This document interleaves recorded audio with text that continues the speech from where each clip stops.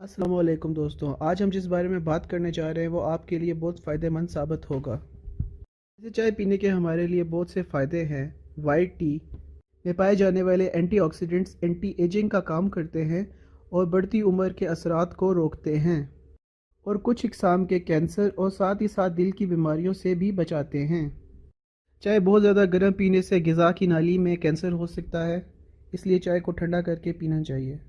تحقیق کے مطابق 3 سے 4 کپ کافی دن میں پینے سے ٹائپ 2 ڈائبٹیز سے بچا جا سکتا ہے۔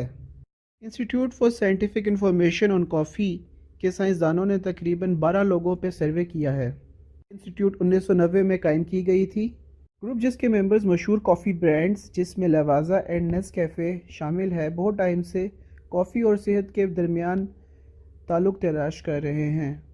پہلے بھی یورپین ایسوسی ایشن نے 1967 میں اس بات کی تصدیق کی تھی کہ ڈائبٹیز اور کافی کے بیچ میں کوئی نہ کوئی تعلق موجود ہے۔